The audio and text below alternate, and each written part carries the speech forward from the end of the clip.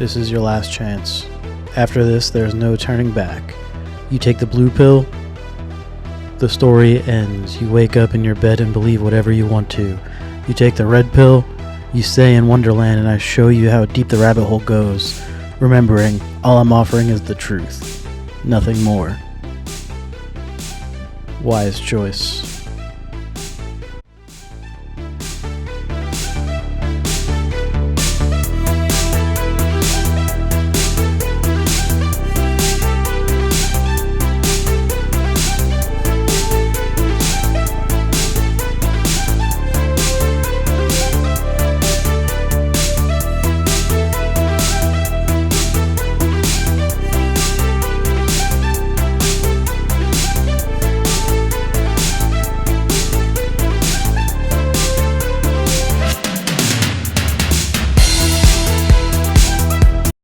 I'm just kidding. I just got these cool glasses from Goodwill, and they make my eyes look a lot bigger, and I felt like I kind of looked like Morpheus, so there's the glasses themselves, they don't even like feel like sunglasses. It's more like iced tea if you only put like a little bit of lemon in it, but like unsweetened iced tea. It's like that's the difference in vision from real life. Anyways, welcome to the show with Joe. I am Joe. I will be doing another new format, a little bit shorter, a little bit more to the show. Yeah, we're going to do like 3 episodes a week. We'll see how that goes. I don't know. We'll feel it out. Maybe 2. This will probably be Monday, Wednesday, Friday, or maybe it could still be just Fridays. Maybe it's Wednesday and Friday. Maybe I do a few different versions of the same video. Maybe I do the same video and put different filters on it and release it multiple times a week.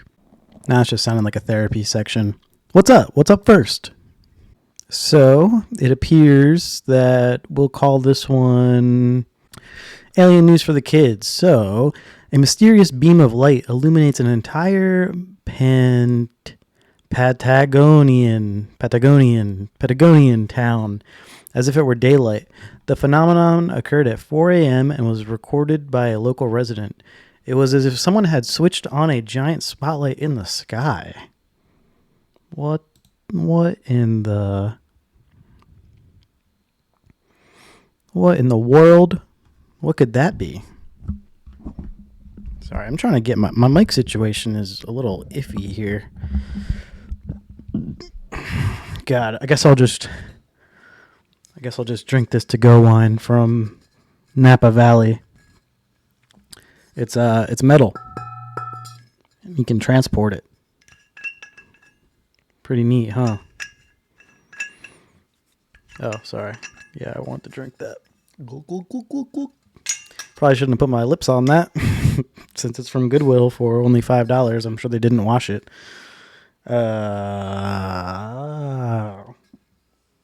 Let's get loco.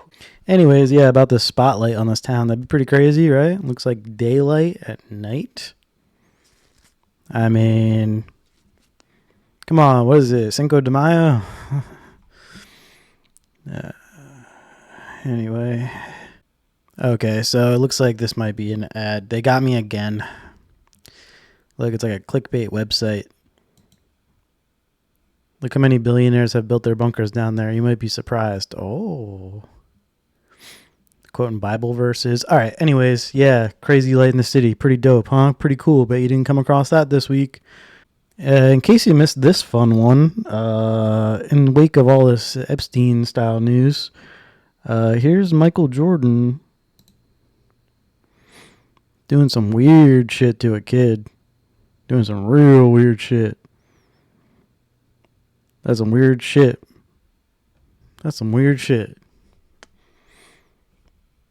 You can give him a pass. Maybe he's buddy, but still, I've never seen that. What the hell? What are you doing, MJ? That's why you never hear about him. He's weird as fuck. That last section was called Michael Jordan. The next section is called that spotlight from Patagonia was actually the FBI on Michael Jordan's house. And that's why. Faked y'all up. All right. This next section is called, This Guy Says He Made This.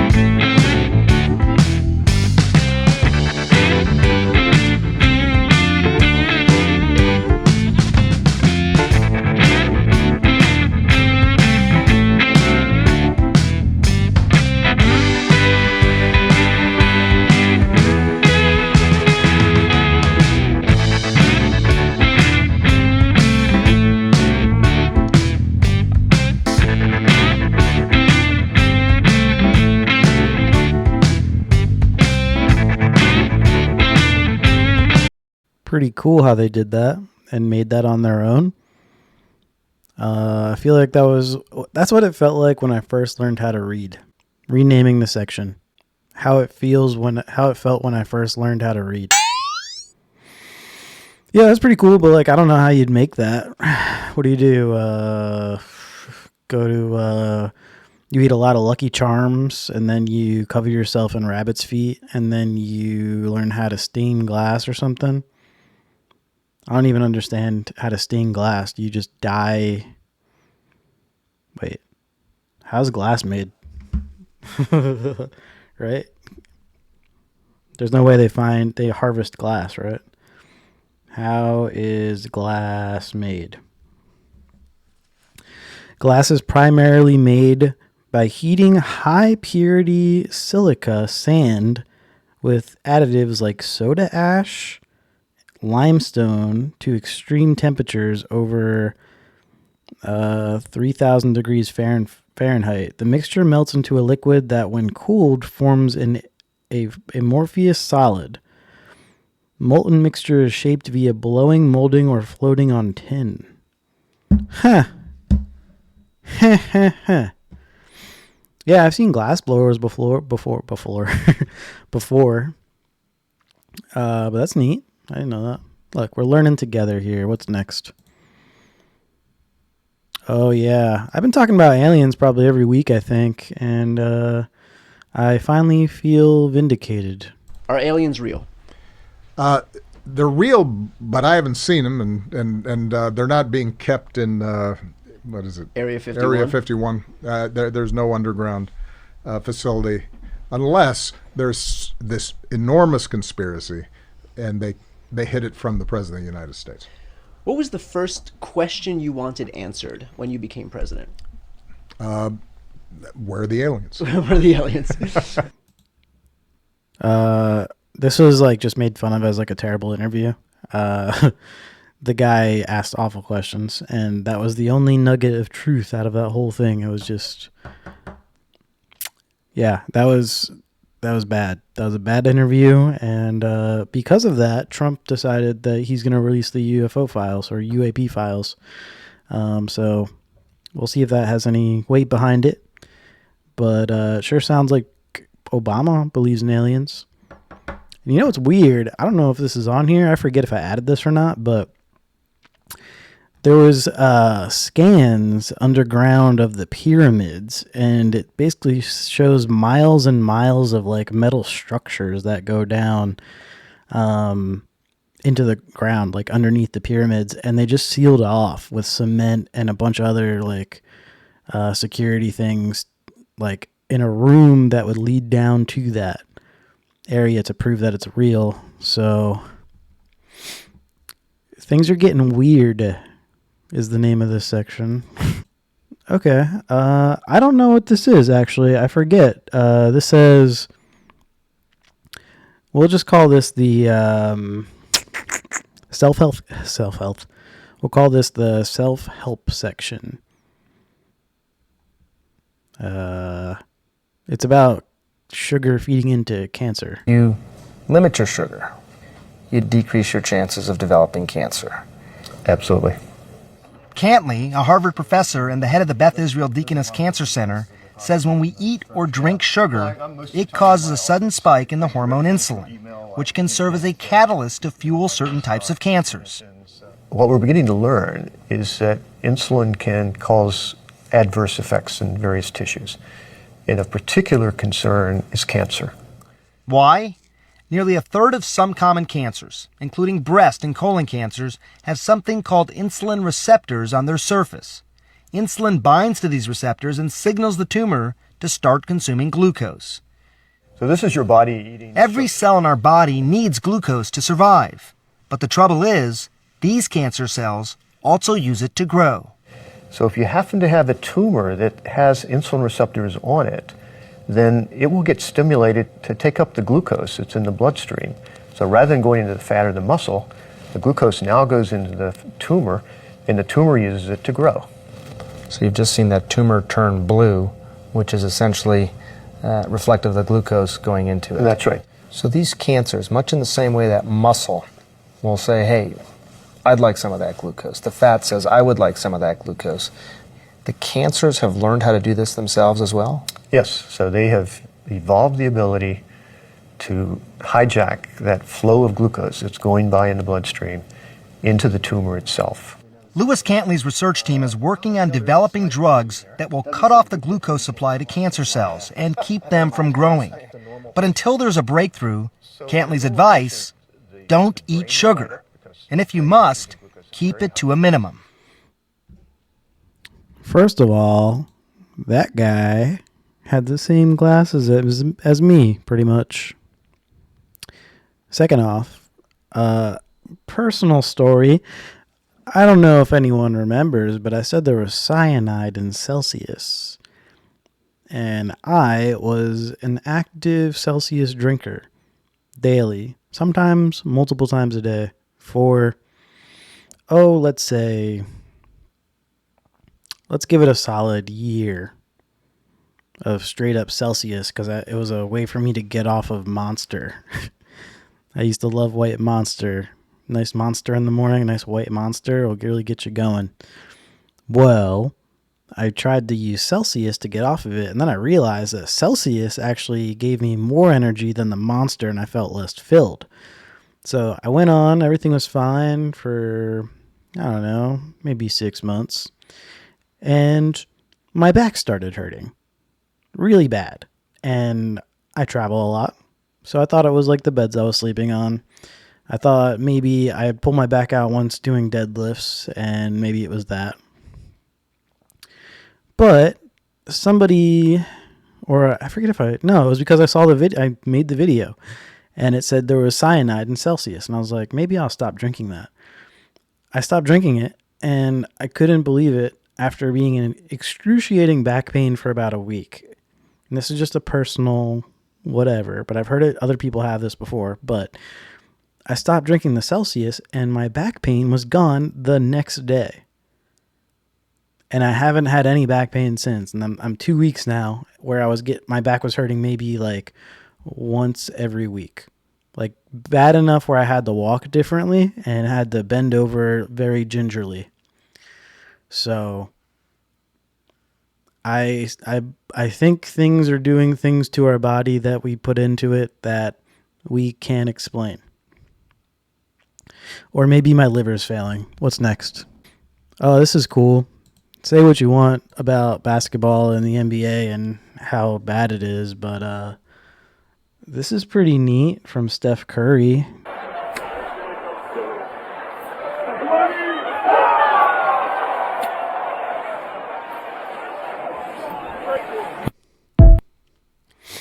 Yeah, just makes it from the analyst table. That's pretty sick. He is the most 3 points of all time, so I get it. Don't ask me why I know this, but he's got a routine where he walks into the practices that he has during the week, and he always walks in and throws the basketball to a guy who's like a janitor there, like the same guy every time. He tosses it to the janitor throws it to him, and then Steph Curry makes a shot right there, which is pretty cool and wholesome. So maybe not such a bad guy. Do you ever feel like an investment or something you wasted money on was worth nothing and it really benefited you in no way?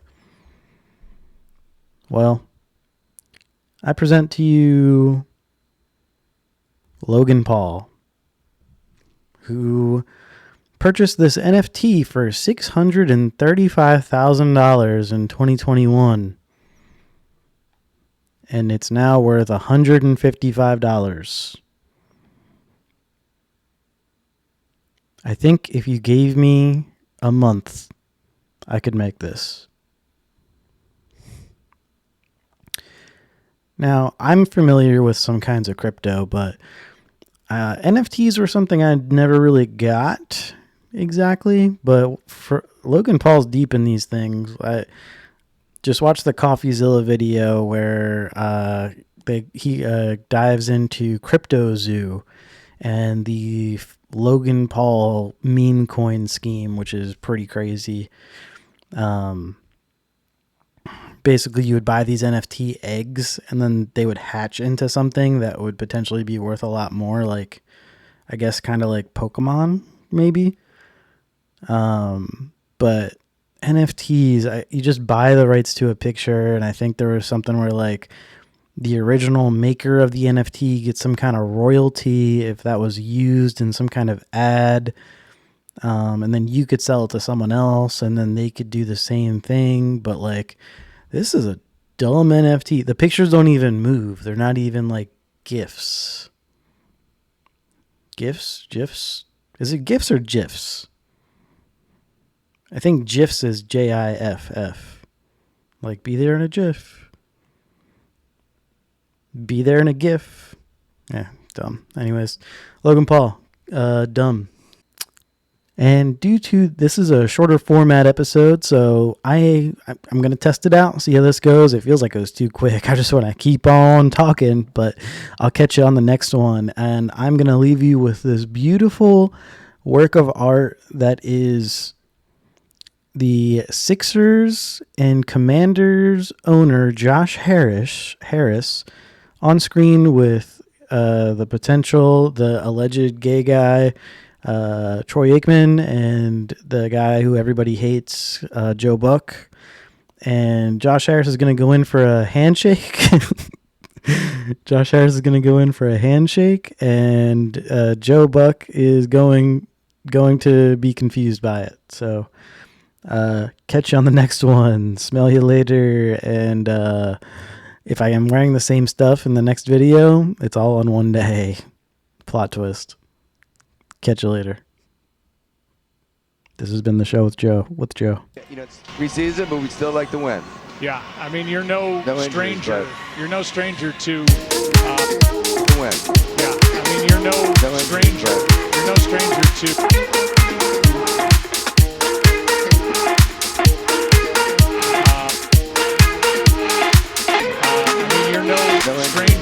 You're no stranger to professional sports teams, managing general partner of the